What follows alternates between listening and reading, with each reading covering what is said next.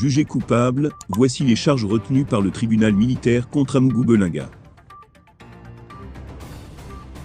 Le PDG du groupe, l'anecdote en garde à vue depuis le 6 février, a été envoyé ce samedi 04 mars à la prison centrale de Kondangui à Yaoundé.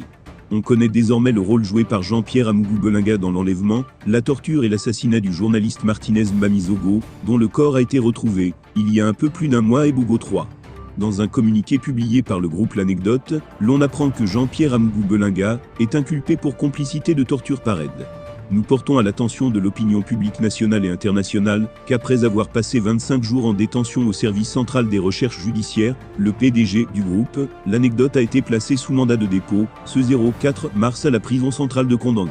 Ceci est intervenu après son passage devant le juge d'instruction au tribunal militaire. Il y est placé pour complicité de torture par aide, peut-on lire dans le communiqué signé par le chef de division communication du groupe L'Anecdote, In Belinga. Cette dernière informe également que tous les employés du groupe qui avaient été arrêtés ont été libérés. Torturés de manière sauvage. On connaît dans les détails les plus précis comment Martinez Zogo a été torturé, mutilé par des éléments du DGRE. Dans un rapport sur les résultats de l'enquête ouverte pour élucider les circonstances de la mort de Martinez, Reporters sans frontières, RSF, livre la version des faits du colonel Dang Justin. Selon Justin Dang, Jean-Pierre Amougou Belinga aurait asséné des coups aux journalistes dans le sous-sol de son immeuble. L'homme d'affaires aurait alors appelé Laurent Esso, le garde des Sceaux dont il est proche, afin de lui demander quel sort réservé aux présentateurs radio.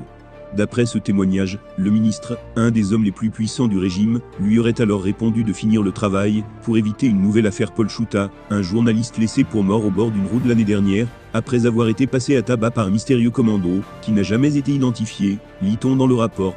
L'homme d'affaires n'aurait pas assisté à la fin du travail, que Justin Danois reconnaît avoir effectué avec ses hommes. Selon des informations obtenues d'une source médicale par RSF, le corps du journaliste a été sévèrement mutilé. Doigts coupés, multiples fractures au niveau des bras et des jambes, barres de fer enfoncées dans l'anus, ajoute RSF. Eh bien chers abonnés, c'est ainsi que nous arriverons au terme de cette édition. Espérant qu'elle vous a plu, n'hésitez surtout pas de nous laisser un commentaire. Merci et à bientôt pour une nouvelle édition.